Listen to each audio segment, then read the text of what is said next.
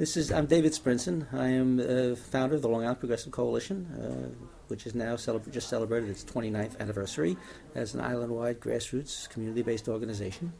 And one of the projects we undertook some years back with a series of environmental organizations was to create an alternative newspaper called Island Free Press in order to give a voice to the environmental community and in some ways to the wider progressive community.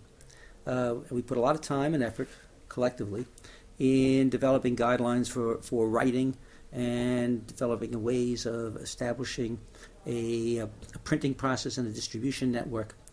But of course, all of that requires funding. We had to receive funding in order to maintain the publication. And then the question came up, well, who should we receive funding from? Are there, can we receive money from anybody? Or are there some criteria?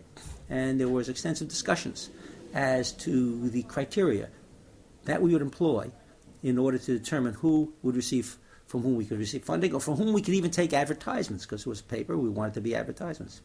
And there was much discussion about that, and the question, well, can we take money from the lighting company? No, we can't take money from them because of their policies and their expansion of power supply at the expense of environmental concerns. We can't take money from cigarette companies. And the list went on in terms of looking at each kind of business that was engaged that might potentially finance the organization, take out advertisements, and would that in some sense compromise our integrity, the values we fought for.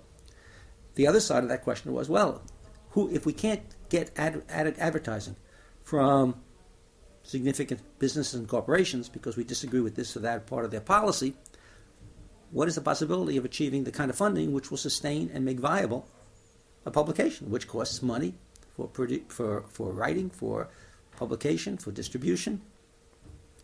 And if the value of the enterprise is worthwhile, are we better off having an enterprise which is underfunded or can't be funded and goes out of existence? So we struggled around the morality of that question, understanding that in many cases the people with the most money, the people who are capable of taking out advertisements and paying in a significant amount, are people involved in a network of activities, many of which we have moral questions about.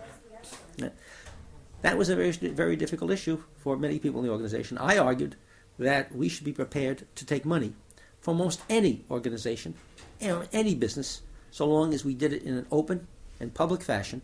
We made clear that from whom we were getting the money, how much money we were getting, right? And make clear that we maintained control of editorial decisions with respect to the paper. Other people said, no, we can't do it because it compromises our moral character, our moral integrity, and the purposes of our activity.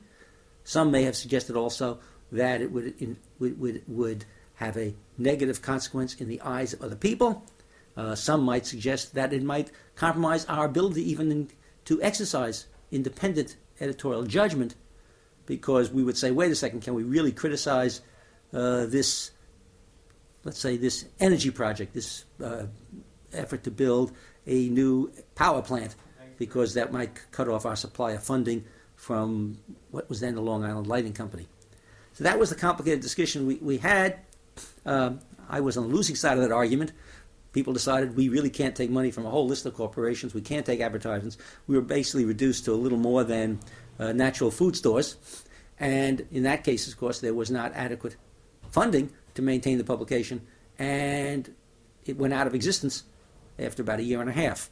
And the question is, were our values, the values of environmental sustainability, of protection and enhancement of the environment, and progressive politics, more advanced by the paper going out of existence after a year and a half because it couldn't compromise its principles, or would those values have been more promoted by our willingness to have much more flexible, or in fact practically no criteria limiting from whom we could take advertisements, so long as we controlled the editorial policy?